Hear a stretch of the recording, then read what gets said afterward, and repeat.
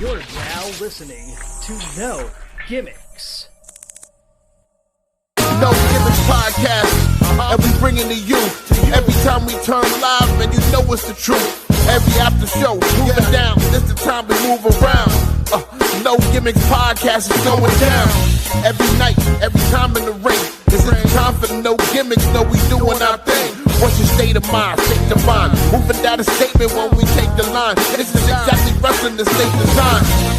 When you see Stone Cold like me, with the stunner in the world, exactly, man, what we bring. Every night we move like Brock Lesnar, the F5, no gimmicks. We take you to your limit, what's the feeling?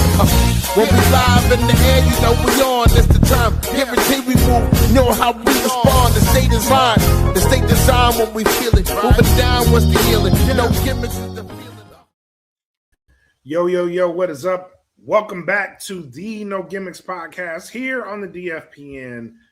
We are back to the OG set, ladies and gentlemen. We had to bring this back. Big reason why is we lost a giant in the industry, someone who absolutely changed the business, brought about a lot of change, not only historically, financially. The state of wrestling as it is right now owes a lot to Ted Turner. So we want to send our condolences to the family, friends, colleagues, and those who benefited from the work that Ted put in the industry. The NWO is one of the biggest things in wrestling still, and a lot of that is based on the strength of Monday Nitro and the decision that Ted Turner made to rival the WWE. And we do want to spend some time today, this episode, talking about the impact that Ted had, not on the industry, WCW, but culturally, because the NWO did impact pop culture. So we're going to spend some time talking about that. Joining me, as usual, is my co-host, Frank D. Vader. What's up, buddy? What's up, man? I'm going to do the old Larry Zbyszko. So, Ted Turner. Yeah. I just said, like, history making, game changing. What are your thoughts on the impact of Ted Turner as it relates to pro wrestling, pop culture, and what he brought to the table? I mean, you know what? Ted was a very shrewd businessman, but he was a visionary. You know, whether you like the man or you don't like the man. Ted Turner created the first cable news network, 24-hour news network, CNN. You know what I mean? Cartoon Network, you know, TNT, TBS. And a lot of that was built around, guess what? Professional wrestling. You know, and it goes all the way back to Georgia Championship Wrestling. You know, Superstation, what was it? Channel 17 in Atlanta. Mm-hmm. You know, so the guy built an empire there, but Ted always loved wrestling. And I've heard this from not only different interviews I've seen with people talking about Ted, but also, you know, talking to Teddy Long. And he was there when Ted, you know, came in or whatever and took over the promotion from the Crockett's. Just the impact, you know, pop culture, man. Listen, had it not been for Ted and WCW, WWE probably would not be here today because look at how bad the business was for the WWE and just wrestling in general in 1995. Mm-hmm. And Ted comes along and gives the green light for Nitro, you know, 1 hour on TNT to go opposite of WWF Monday Night Raw. And it completely changed the game. And then the guaranteed contracts was another part that changed the game. Made a lot of people rich. You know, Barry Bloom was one of the big agents during that time and negotiated contracts with different people. And that's all because of the resources that Ted had.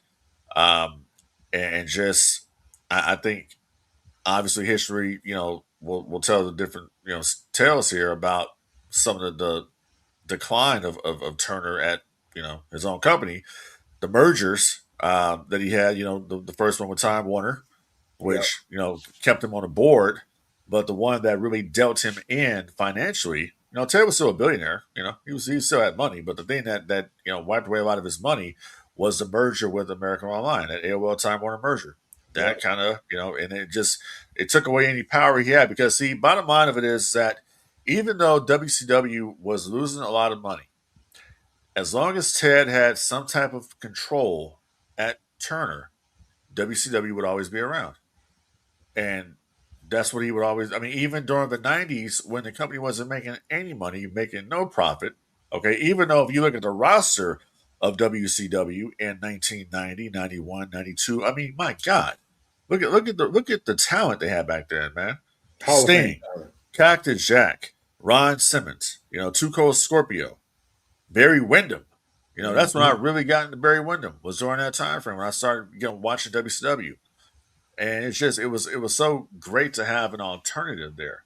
And I loved that Southern style wrestling. I loved watching, WCW and watching, WCW Saturday night, 605, 305 on the West Coast, where, Cali, where we're from. So I love that. And watching WCW Pro Wrestling on Sundays, Mm-hmm. it was must see. And it's like, it's a time where we will never have that time again. Facts. That is a fact. The cultural impact. Okay, cool. NWO. That's something people still talk about to this day. They still talk about NWO, and NWO still has a huge impact. But Nitro in itself still has a huge impact to this day, as far as WWE TV goes and AEW or any professional wrestling company out there, because you want to be that. You want it, and those production values still stand. Look at the way WWE does segments today on their shows. Look at the pyrotechnics, everything they do. This was done in WCW. WWE had experimented with pyrotechnics, at some of their shows. WrestleMania 6 for one, when the Warrior won the championship from Hulk Hogan. They had the pyro at the end. WrestleMania 8, Hoosier Dome, at the end they had pyro. But WCW always had that production. They always had it. Look at back when they took it over from Crockett. Look at the production of the WCW. Look at the screens and stuff that they would use, the big video walls they would use, and the pyrotechnics and everything like that, the different camera angles. They had so much going on there, and that's just the vision of Turner. And Ted, even though Ted didn't have anything, no direct influence creatively what was going on at WCW, just the mere fact that he was financing this thing, even in the dark times, he financed it, kept people employed. Mm-hmm. I'll show you right there. That's the impact of Turner for me, Yeah. And I just think, just what the guy did, not only for professional wrestling, but like I said, Cartoon Network, creating that, bringing all these, buying the Hanna-Barbera library and all that stuff. The guy was a visionary. He was buying stuff before people were buying it.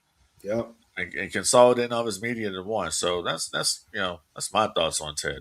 Billionaire Ted. You could argue he introduced the American audience to anime, because one of the most popular things was Cartoon Network and that Adult Swim, where they had Bleach. Ayanasha was on there. They had some bangers on there, bro. That got people. Dragon Ball Z was the biggest one that got people into anime. People wanted to come home, watch anime. That you had. There's a lot you can go into, and you mentioned the 6:05 time slot.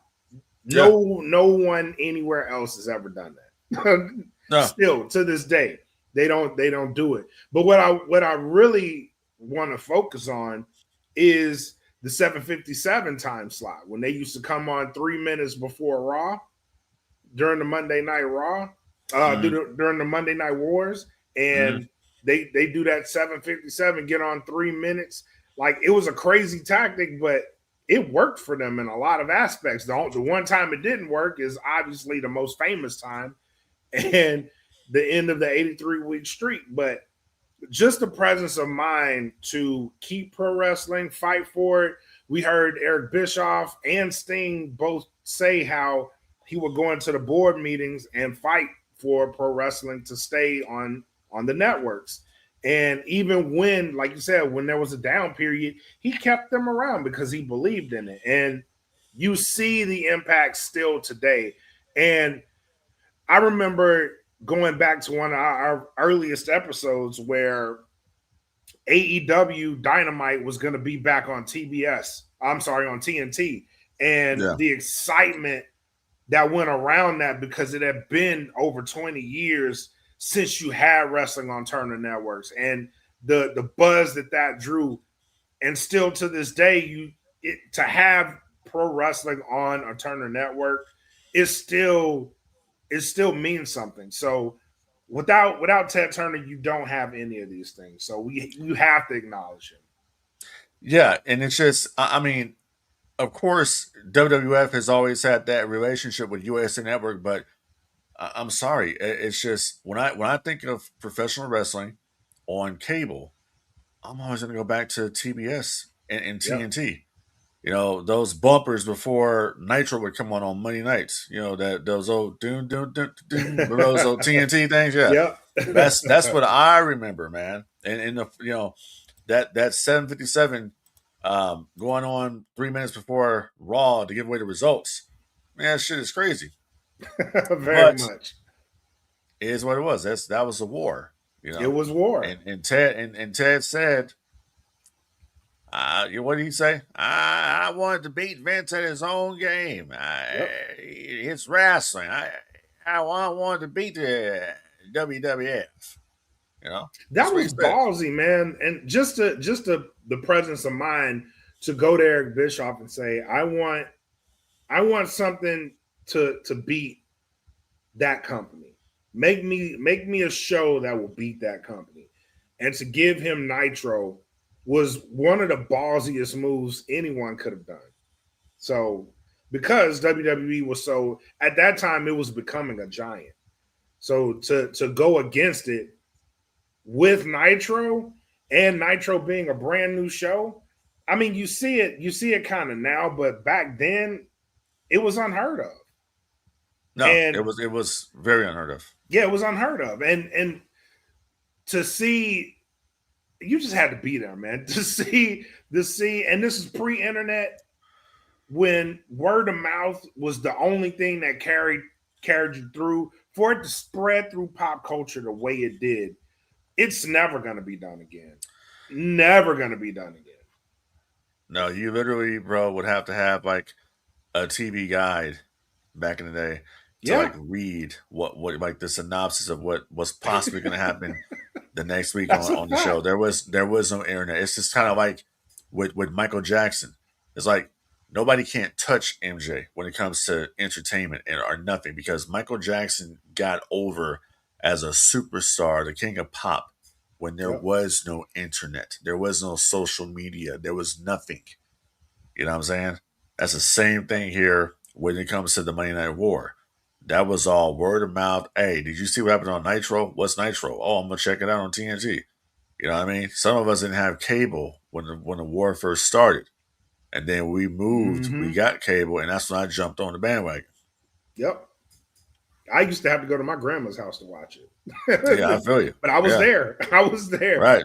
I was there at 6:50 because it came on at 7 our time. I was there at 6:50, waiting for the 6:57 so I can watch it. And like clockwork, man. And I don't think today's fan understands the joy of channel surfing, bro. Like trying to find which one's the better one, and then sticking with one, wait till that go to the commercial, and then because they didn't have commercials synchronized, right? They didn't back then. It was just if one was on commercial and the other one was still on, we go to that one and watch. You know what I mean? Today's fan don't get that, but it was a struggle back then, bro. And if you missed something, you missed it. Well, go back watch it. But see, here's the thing, though. This was the beauty of it for us on the West Coast. I didn't have to do that. Yeah, you did. Because we got the East Coast feed of Nitro on the West Coast. So when it was live, that's when we watched it. Raw, we could watch it. So this is the slick. This is the slick. This is how slick they were. So Nitro would start at 5 p.m. on the West Coast, right? 8 Eastern. We had the live feed of TNT. So I would watch it, and guess what came on before Nitro? Thunder in Paradise. All right. Yep. So that's what was on before Nitro. So then Nitro would come on and we would watch it. And then when that went off, I would have to wait about an hour. Then Raw would be coming on. This is when Raw was still an hour. Okay. But guess what would be coming on during that time? The replay of Nitro. Yep. So that's when I'm back and forth because I've already watched Nitro, but Raw is boring. So I'm gonna go switch back between. I'm going back. That's when I'm channel surfing. It's during that time. But when lucky, bro, because it was a live head to head struggle bus, man. Because if something wasn't, and you're right, if something wasn't happening on Raw, then I go to Nitro and I'll stay there. But if something interesting was happening on Raw, and bro, that live pick your battle, bro, that was crazy. Because like I said, if you missed it, you missed it. Well, here's where they mess up with that. So it was the July 6th or July 8th, 1998, I think it was. Whatever day it was that Hogan wrestled Goldberg for the world title. That's when they cut the feed. Yep. We didn't get it anymore live. We didn't get that feed anymore on the West Coast. So they would play Nitro head to head against Raw. So then we had to be like, what is the deal? Because we were so used to on the West Coast, so used to watching Nitro as its own entity, then watch Raw. No, some jack off at TBS or TNT or somebody said, no, we're gonna cut the East Coast feed for Nitro, and we're gonna that's what it was. Damn. So I'm like, so that's like that sucked. So we no longer, we literally had to watch both shows at the same time. And they changed that. And I honestly think that kind of hurt them. But they didn't really count the West Coast anyway, because the ratings were basically predicated off of the East Coast. Yeah. Because they're watching it first. Yep. You know what I mean? So that's how it was. But that's where it's like, okay, now we're channel surfing. So when I'm watching, this over here, then I'm looking over here for WWF, and I'm like, oh shit, there's The Rock. He's out there wrestling, Triple H or somebody. Then you go back, oh shit, oh that's interesting, Scott Norton. Okay. Then go back to Raw. Oh, there's The Undertaker. There's Undertaker and Kane doing something. Oh, they're a tag team now? Oh shit, Brothers of Destruction. Yep. Okay, well that's cool. What's going on over here? Oh man, that's crazy. They brought back Glazier, huh? That's what it was. It was a real battle, bro. Like, what do I watch right now? Because both of them going off right now. What channel? What channel? And it's like, I don't want to miss it, but at the same time, it's like so much good stuff. Bro, today's fan will never understand what that was like. And that you have to be there to witness it. It's like people with Star Wars always say, you have to have been there when they first came out in '77. And I'm like, well, I wasn't born, jackass. So I don't know. But it's kind of like now, it's like people will say, we were saying, oh man, the fans, they will never understand it. And some people will say, well, we weren't born yet, you fucking jackasses. Ruthless aggression, baby. Hey. Hey, I'm just saying, it was a time to be alive. We had the best music. Absolutely. We had MTV that actually played music videos. We had VH1. We had everything. We had cool ass movies. Yep. Like, but how to be a player. That speaks to pro wrestling too, because it was a time where everything was just popular. If you liked it, it was popular. If there was a place for it. And now it's not like that, to where it's pick and choose, right? And if it's popular, then it's probably gonna be more popular than everything else. And it was a time, man, to where music, it was just like a connection of everything on every level, and you just seen it no matter what it was, and it allowed for so much sharing. And it's not like that. I wish it was still like that, but hopefully we can get back to a place where it is that. But man, back then it was just, like I said, it was a time to be alive, man, because pop culture was everything, not just certain things. Well, it was a different time in society. Everybody wasn't pussy back then. Everybody wasn't everybody wasn't offended by every damn thing like everybody's offended by everything now. You know, we actually had fun back then. We didn't give a shit. We had, you know, I told teachers all the time to suck it. And I'm like, you know, where's your learning from? Oh, I'm learning from the WWF. From TV. I'm watching Raw. Yeah, I'm learning from DX. So that's what I'm telling you. Oh well, you have to go do this. Oh, suck it. Yeah, that's what we were doing. Yep.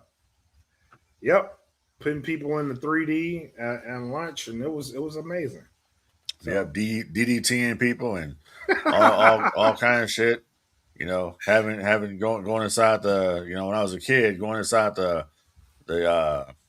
whatever that big ass, that little moon thing they would have you climb. That with you know, that was, well, we get inside that thing. We have jungle gym. Yeah, we have cage matches and shit inside there. You know what I'm saying? But that's all because of that. But all that to say all that, that's all because of Ted. Because if it wasn't for Ted and his networks, we never would have got any of that shit. There would never have been a Monday Night War for us to even sit there and talk about, because it never would have happened. Yep. You know? Facts.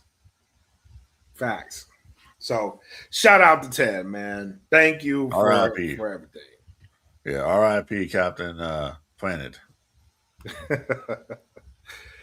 All right, man. Let's move on. Let's get into some TV and film. We haven't done this one in a while. Let's jump into some TV and film. Got it.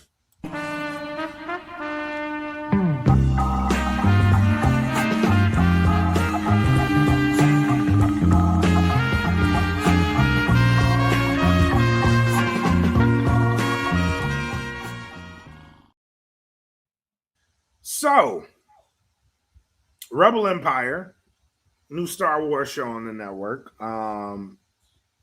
Very phenomenal work by yourself and Mr. Gibeon.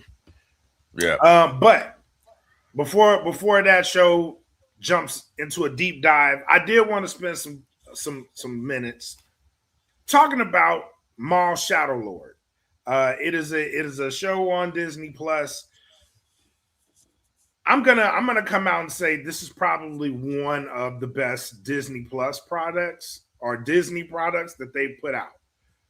I really did love this series and how they actually changed my mind, because when this series was announced, I was very much unsure where they were going with it. I was like, what further can you dive into Maul? And they found something compelling for me. So much so that I left this series. I'm like, Maul might be one of my favorite characters. And that's just based on the story that they told. He might be one of my favorites. And when they did this, it put me on a roller coaster, because I think for the first time in this light, I'm looking at Maul in a gray area, not so much good and evil. And I think this series did a very good job of laying that out, to where he was a Sith Lord. He's not anymore. He's out for revenge, but they have him working with Jedi. And if I'm not mistaken, this is one of the first times we see that happen in that light, to where a Sith Lord not really leave the dark side of the Force, but no longer subjecting himself to what's good or evil, but just focusing on revenge and whatever that leads him to. So that this series did a lot for me in painting Maul in that picture, in this gray area, to where it's not about good, evil, it's just about survival. And I love that they did that. And then we got Vader in it. And the way that they did Vader in this series, phenomenal work. And I'm going to go on record. Kudos to you, Dave Filoni, because this was good for me. I like it. I'm looking forward to season 2, but I wanted to get your quick thoughts on it. Look, bro, let me tell you something. Darth Maul has always been like one of my favorite characters.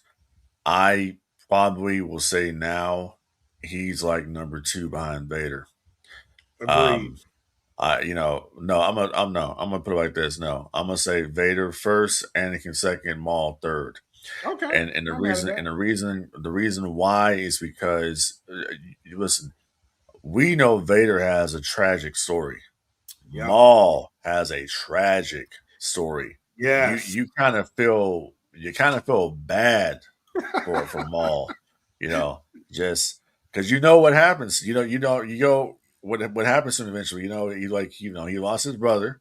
Sidious kills his brother, and just I don't know, man. Just this show really kind of opened my eyes a lot to Maul's struggles and everything he went through with Sidious and just I don't know, and just the voice acting here was phenomenal. Sam Witwer just knocks it out the park every time he does a voice for Maul or Sidious or whatever. I mean, this guy, Sam Witwer is a man.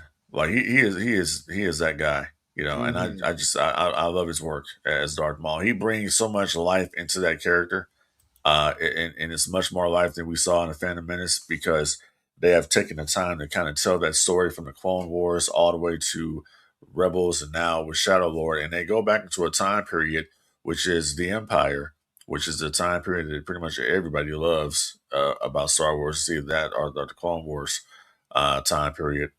And I think that you add a lot of depth to the character. Now, what we were talking about offline before we started was where can they go with this for season 2? And I want to say that obviously it's going to come down to he's probably going to have another duel with Vader. He has to kind of get some type of revenge, even though in Rebels he says, I cannot defeat Vader alone. Okay, now we have that, we can fill that in and say, okay, why? Because he already fought him. And my God, let me tell you something. Kudos to Dave Filoni and anybody else who put this together, your entire team. I am not shilling for Disney when I say this. I am not a shill. But when I like something, I like it. I love the presentation that Disney Star Wars has done with Vader. Mm-hmm. They took Vader and they have really made him an unstoppable force, is what they've done. And anytime Vader shows up, and we saw this actually in Rogue One, and we saw it in the Kenobi show, it's like a horror movie when Vader shows up. I mean, this dude literally did a jump scare in the damn show. I'm like, bro, like, what the hell? And I cosplay as Vader. You know what I mean? So I was like, whoa, look at this shit. And just as a matter of fact, and people were complaining about, oh, he didn't say anything. He doesn't have to. He didn't need to.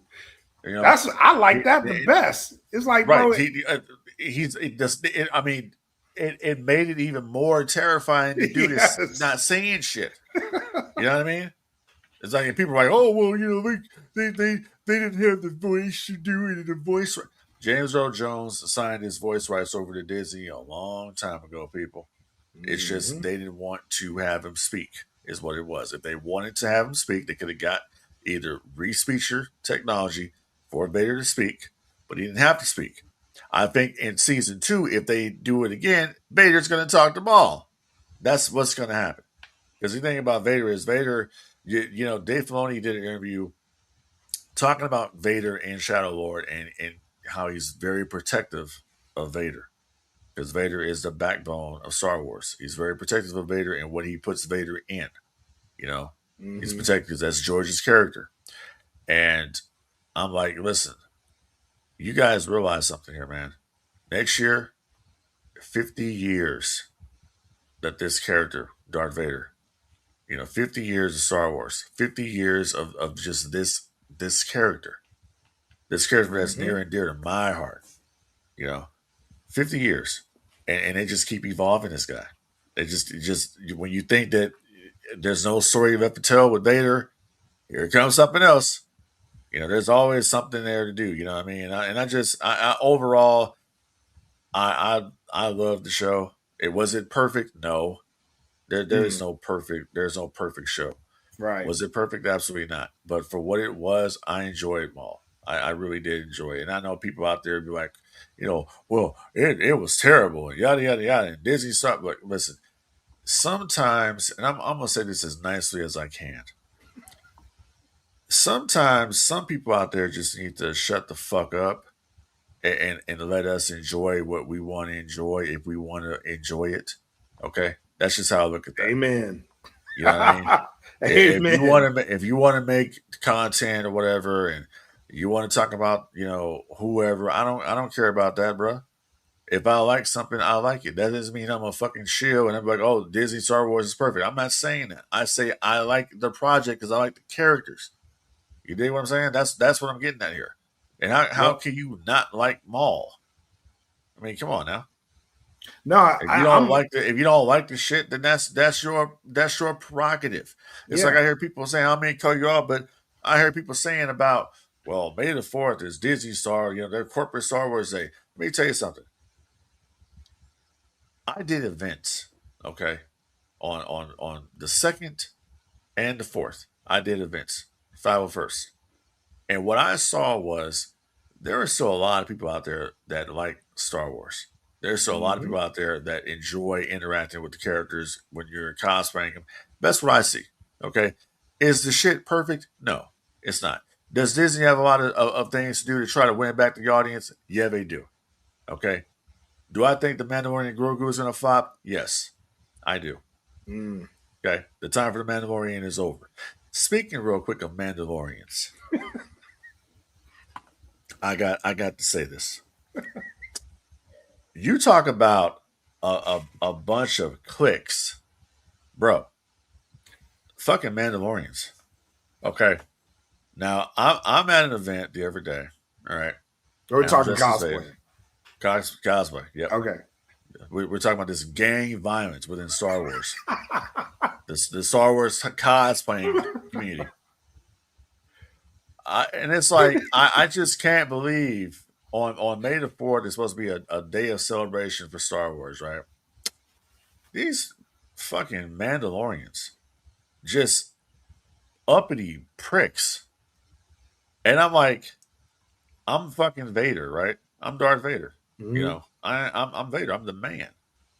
And I got, a couple of TIE pilots with me and shit and whatever. And it's like, and somebody came up and said, wow, look at this.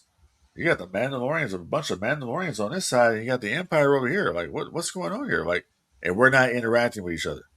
Like, the Mandalorians were too good to interact with the original trilogy Star Wars.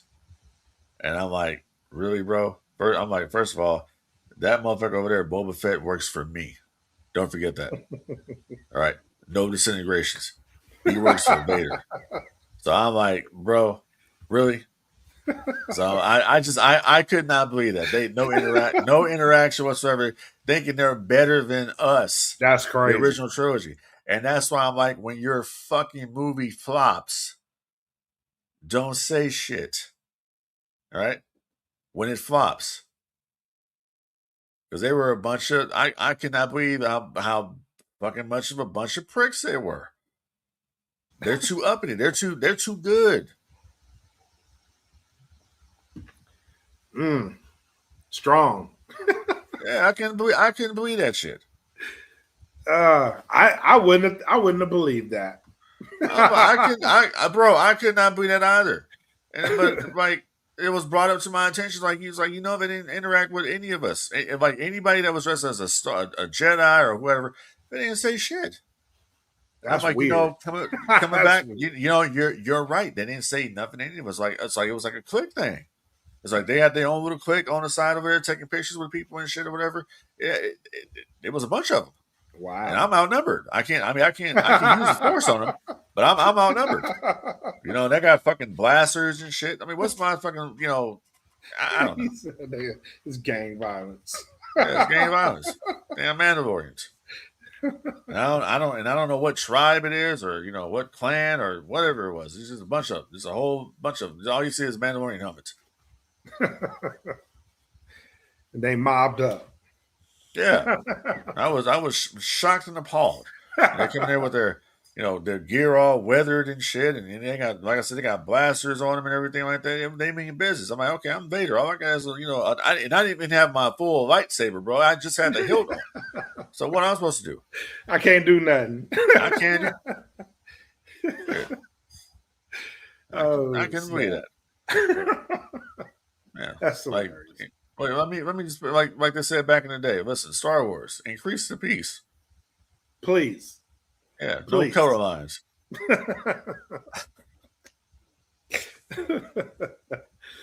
Oh man, but I know you guys are going to do a deep dive on Rebel Empire, so I look forward. I Yeah, look forward to seeing what you guys come up with. yeah, we're gonna get into that. It was like I said before. I enjoyed Maul. I really did. I enjoyed the show. I enjoyed the series. It was Same. great to have some new content. That's one thing I will say that for the most part, Star Wars does correctly. Disney Star Wars does correctly is they do animation correctly. It's just like DC. That's one thing DC will get. They will get done correctly is Yep. they'll get that animation done right. But then it's like when it comes to live action, they it sucks ass. This is true. This is very true. I And can't comment on that's a Marvel good because I don't watch it. analogy. Yeah, that's a good analogy comparing them to DC. That's because that's what it's like. Yeah. That's what it feels like. I mean, I enjoyed the Clone Wars. I enjoyed Rebels. I enjoyed Tales of the Jedi. I enjoyed Tales of the Underworld. I didn't really care for Tales of the Empire that much. I'm with you there. But I enjoyed Maul Shadow Lord. I mean, they knock it out of the park with some of this stuff. Yeah, they do. The reason why I didn't like Tales of the Empire was because, first of all, you don't give a shit about these two characters. If that had been anybody else, Agreed. I don't care about Barris Offee and I don't care with him about that. And if it was what we could have came down to was somehow Anakin remembers this girl you framed Ahsoka. That would have been a compelling story. Yeah. But they didn't go in that direction. Yeah. I agree. I definitely agree there. But yeah, I'm gonna ask a question. Does this Maul give you a glimmer of hope for what's coming? Because we know Kathleen Kennedy is out. We know Dave Filoni is kind of at the helm of it. And this Maul Shadow Lord series was a compelling story. Does that give you any hope for what Filoni has coming down the pipeline?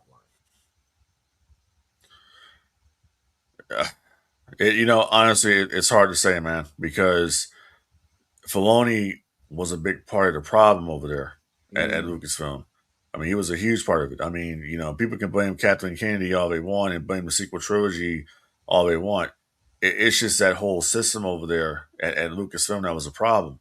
When you attempt to, and it all goes back to them, the Force is female, and them trying to turn Star Wars from a male boy brand into a female brand. That don't work.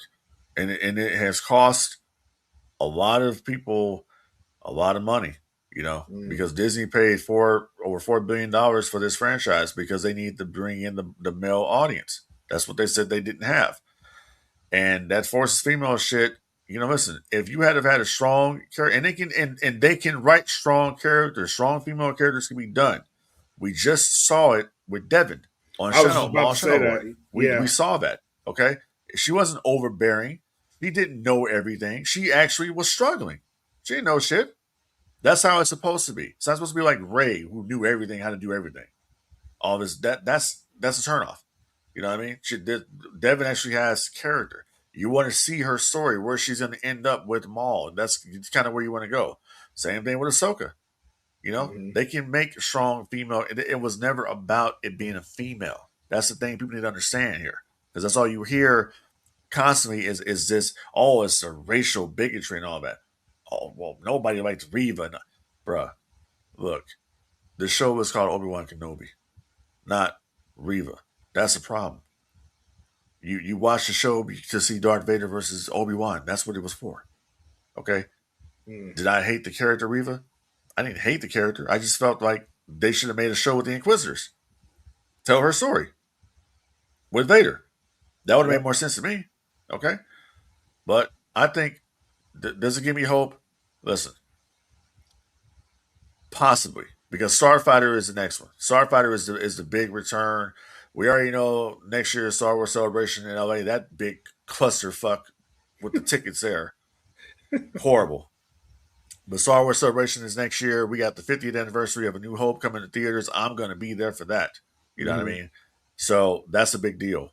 I think that, and then we have I think we have Ahsoka season 2 coming at the end of this year. Mm-hmm. I want to see. I'm gonna say that I think Filoni was a big part of the issues at Lucasfilm. He obviously was. He was a big problem over there. But I want to see what he can do. Because they say that, oh, well, Catherine Keeney was a big influence on him, and I want to see what he does on his own now. That's what I'm going to judge. Okay. I'm going to judge him on his own merits. And right now, for what I saw with Maul Shadow Lord, I like what I saw. So I'm willing to say, okay, I'm going to bypass Mandalorian and Grogu because I have no interest in that. So I want to see his next project. That's going to be Ahsoka. I want to see what he can do, and then we'll go from there. And then we'll go with Starfighter. Starfighter's going to be kick-ass anyways because you got Ryan Gosling in it and you got Sean Levy in it. And that's pretty much, a far-gone conclusion that's just going to be good. So I'm going to say, does it give me hope for Star Wars? I always will have the love for Star Wars and want Star Wars to succeed. You know what I mean? But it has to be done right. If you make good Star Wars, people will come watch good Star Wars and people will support Star Wars. Got a whole damn wall here of Star Wars, just shit. There's no bigger Star Wars fan than me. Okay, all the money I've invested in costumes and shit to join the 501st, whatever, all the stuff that I've done for the Star Wars brand and charity and all that stuff, man. There's, like I said, there's no. Why would I want to come out and hate on something that I love so much? Yeah, you know what I'm saying. That's kind of where it goes. That's kind of what it is, I mean, look behind, look in here. I mean, what does that tell you? I mean, shit. There you go. Mm-hmm.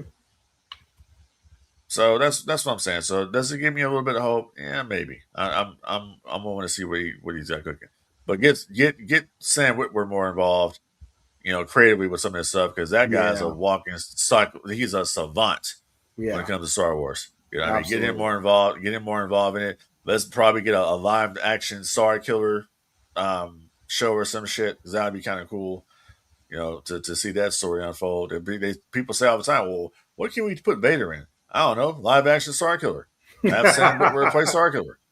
Let him be Vader. Vader's apprentice. You still got Ian McDermott out there. You got Hayden Christensen wants to come back and do something. There you go. Yep.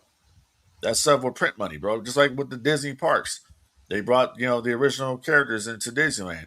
What happened the other day? May the 4th, Disneyland, right? This year they had Darth Vader and Princess Leia and Han Solo and Chewie and C-3PO and all these different characters. They were at capacity, bro, in the park. Wow. What does that tell you? Yep. They're at capacity. People are digging Vader and all these different. They're digging the original trilogy. They're digging the prequels, man. Like that shows you right there. You give people what they want and they'll come. Absolutely, man. Fair points too. Fair points. So I'm with you there. It remains to be seen, but again, if Maul is a stepping point, I like where it's headed. Yeah, and Maul has rewatchability. That's the thing about it. Oh, definitely. I go back. I can go back and rewatch that shit. Yes, that's when I know something's good. If I go back and rewatch it, I've gone back several times and rewatched Rebels and watched the Clone Wars and watched Tales of the Jedi. I've watched all these different shows. I'm rewatching Rebels now. Yeah, exactly. Yeah. So you go back and watch stuff that it's good, man. Yeah, absolutely. Absolutely. Yeah. So, all right, one last topic before we get out of here. Let's talk some WWE. Cool.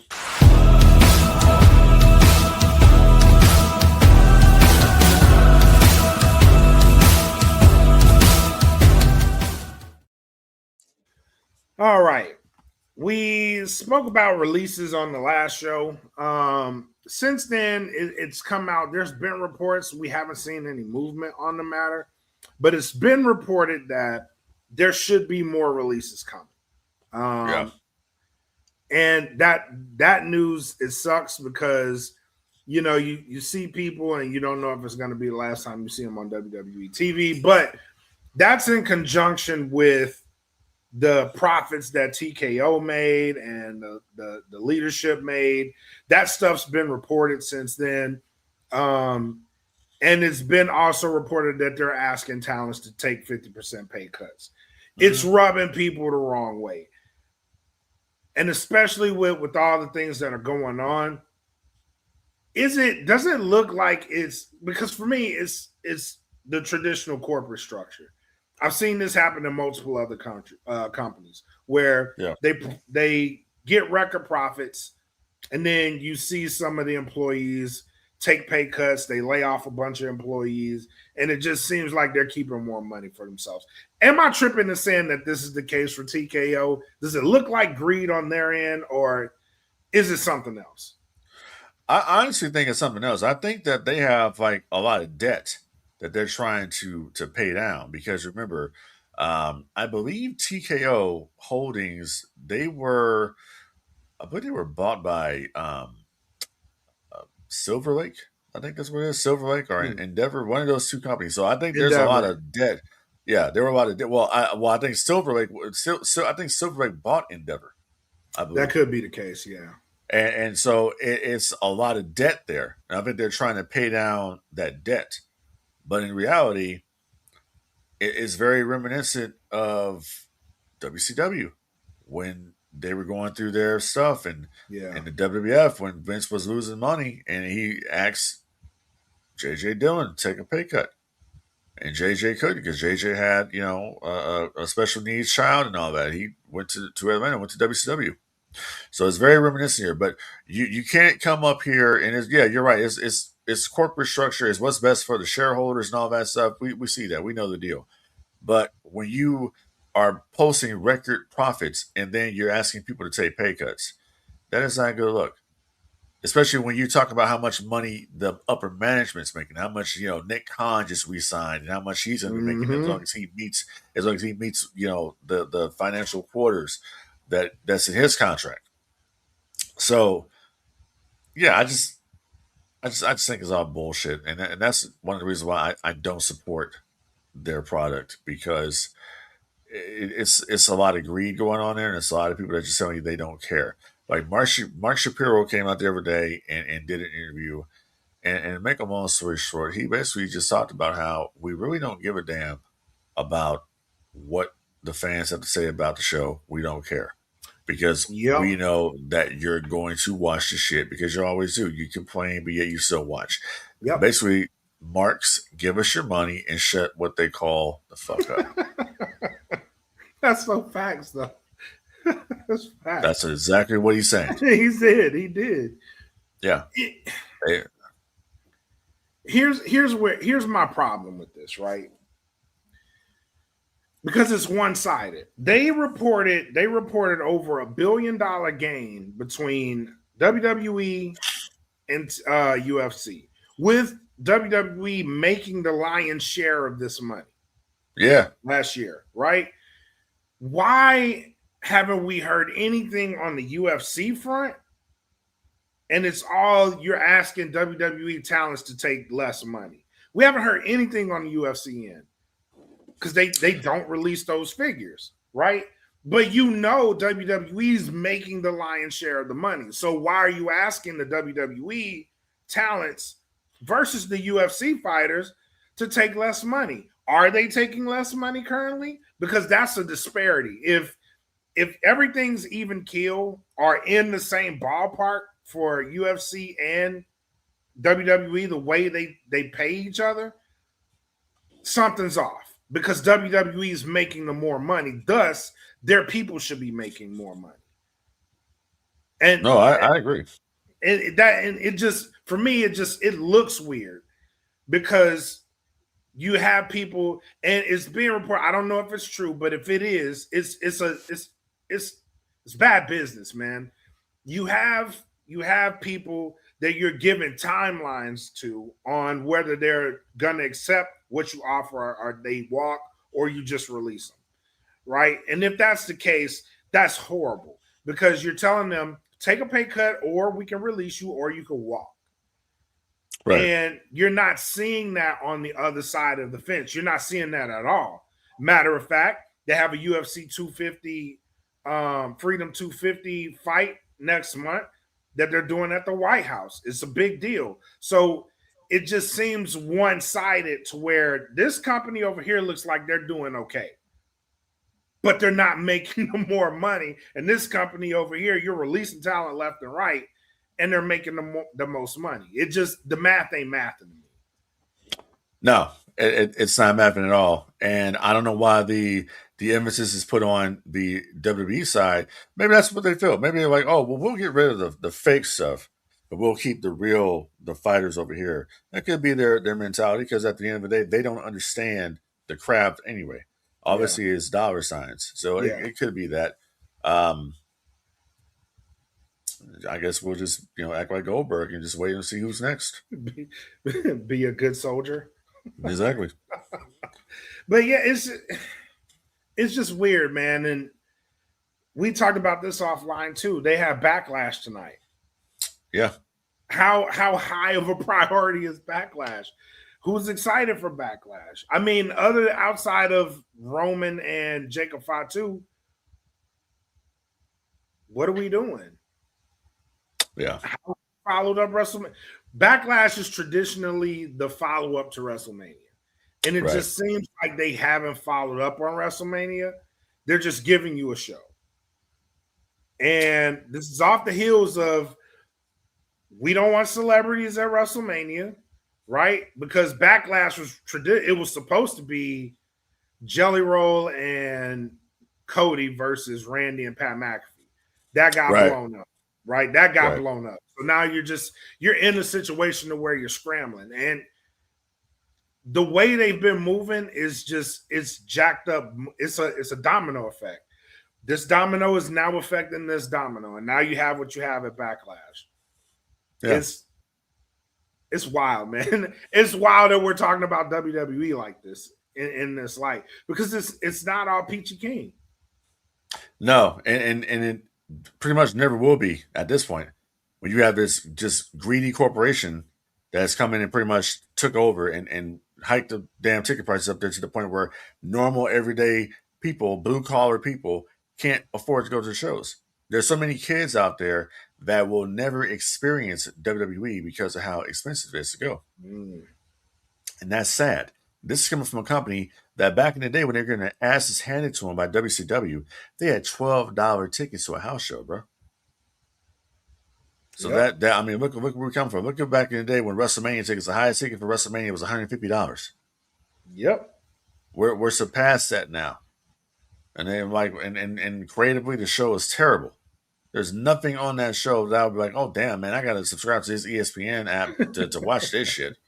No, nothing. Nope, not at all, bro. And what's crazy is it gives me an idea, and I'm pretty sure it won't happen. But if it did, it'd be the perfect time. If I feel like if Tony Khan really wanted to, he has the absolute green light right now if he wanted to go head to head. I know he won't, but creatively, the product is for WWE, it's not as strong. So if you wanted to go head to head for him, now is like the perfect time. But I know Tony won't do that. No. And plus the fact that he's really focused on just being the best product that AEW has, which is the smartest strategy overall. Just make that the best product you can. And they've got some, it's crazy now because we're now talking about stories, and I think AEW has some of the strongest stories. I'm going to say something crazy too. I wouldn't mind Darby Allin being champion for a little bit longer, because I think his championship reign it's actually been pretty good so far. He's on TV every week. He's main eventing. He's in good matches. They have sort of the same focal point on the championship as it was when it was around MJF, where everybody's chasing it. Everybody wants to be the champion. You have Okada just came out and was like, I want to go for the championship. Him and Okada are going to be in the match. And it's week after week after week of him defending the title. I like it. It makes sense, because he's barely getting out of these matches, and he's in a hair versus title match against MJF. Yeah, I haven't seen anything like that in a while, but yeah, that's a weird one. It makes sense. It actually does, because they've been pushing this narrative that MJF was really bald. Oh, and really? yeah, they've been pushing that for a while. And he was like, I want to take away the thing that you love the most, and it's your hair, because they've been talked about how he went over and he got a hair transplant. And it's been one of those minuscule details that they're now fully exploiting, to where if he loses this match, then he loses his hair. It doesn't affect anything other than his appearance. So I kind of like that, and the fact that they're actually going there with it. So I think if they want to, they could have him lose at Double or Nothing, and I don't think it'll hurt MJF. If he wins, I don't think it'll hurt Darby Allin. But for my money, Darby Allin's been a great champion so far. Going back though, real quick, to what you were talking about as far as like the vulnerability of WWE, and could AEW swoop in on that? I think that would be a mistake, to be honest, because back in the day, TNA thought the same thing about Raw. Raw wasn't at the best in 2010. It wasn't creatively the best. And they decided to go at them. And the first night they had everybody on the show. They had Hulk Hogan's debut, Ric Flair, Jeff Hardy returned.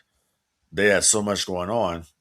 But on the WWF side, they had Bret Hart returning to the company after all those years.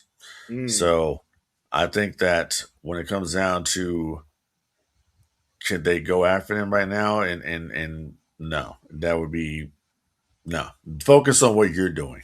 And that's what I said. That's the smartest strategy. Let them focus on what they're doing, which is asking people to take pay cuts and not giving a damn about anything else except, the bottom line, which I understand that they're a corporation. But at the same time, you got to realize you're alienating a lot of people that will no longer support you or your broadcast. They have to, and I'm talking about TKO, they have to suffer a decline in order for them to understand that raising ticket prices was a bad idea. That's stupid, though. Yeah. That's so stupid. What? You have the hottest brand in pro wrestling. You own it. Why wouldn't you make that the best brand possible? I don't get that. Why is the bottom line? I get making money is the bottom line. I get that. I totally get that. But at what cost? Because now you're like, let's take away the one thing that made this company money and go after something else. That's dumb. Because what made you money is the fact that you were a family-oriented product. People could afford to come to your shows, and you had a pretty good product. You're getting away from all of that. For what? Why? And here's my thing. If you want the bottom line to be making money, then why do you inject so many celebrities into these things? Well, because they think that's going to make money. It's not. You're losing money to try to make money. But that's but see, they've always done that though. I can't say that's only a TKO thing. I'm not saying that, but I'm saying it's more prevalent now than it has been. Yeah. Oh yeah. But like I said, they've always done it. So I mean, shit, we had RoboCop in WCW. I mean, true. That's a fair point. He couldn't do nothing. He couldn't do a run in. He couldn't do shit. This is true. This is very true. But I'm saying, yeah, you had stuff like Karl Malone, Dennis Rodman. You had people like that coming through on a weekly basis. Maybe it is the same. So I'll rescind that. Yeah. I mean, shit. Go back to WrestleMania. Go back to the Rock and Wrestling. True. You know what I mean? A lot of people didn't believe Cindy Lauper should have been out there. That's a fact. But she was. Lawrence Taylor. Lawrence Taylor, yeah. But she should be in the Hall of Fame, too. She definitely should be in the Hall of Fame. Yeah. They got Demolition in finally. Let's get Cindy Lauper in. Absolutely. I'm a big advocate for that one. Yeah, absolutely, man. Absolutely. All right, man. Let's get into some final shots and thoughts before we get up out of here.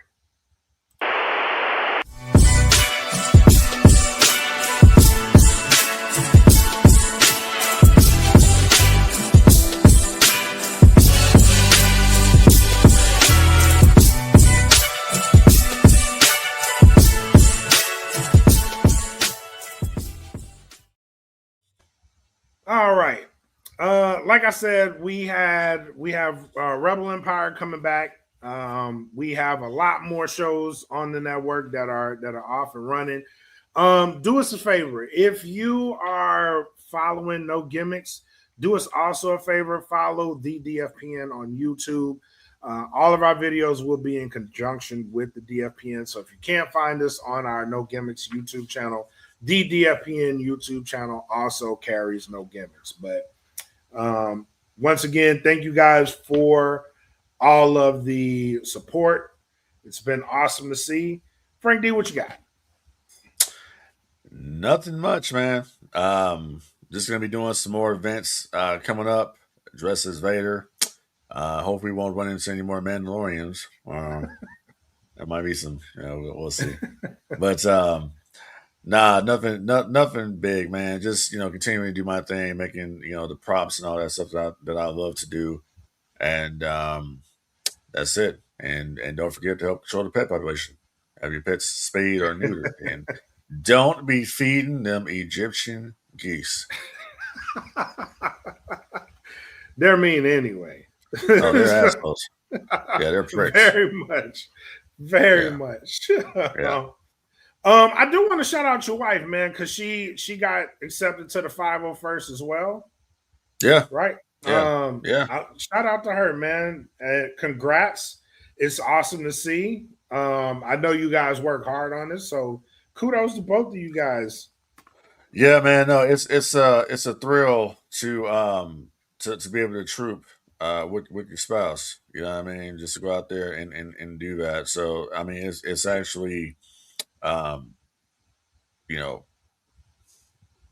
us close together as far as like having that same goal. Like we troop together, and I'm working on the costume, and she has an interest in that. So I mean, it works, man. So that's dope.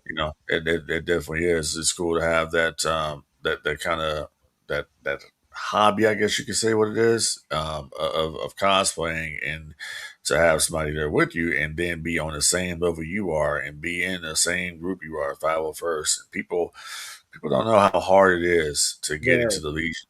You know what I mean? Like it's a bitch to get into the Legion. So the mere fact that I was able to help her get in, and she got approved with 3 different costumes,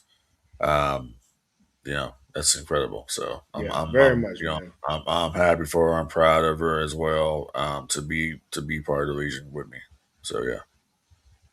Kudos to both of you guys, man. I know that's a great achievement. So yeah, man, and it's a lot of fun to go out there and do these events and do it for charity. That's what we're out there for. You know what I mean? Sure. The motto is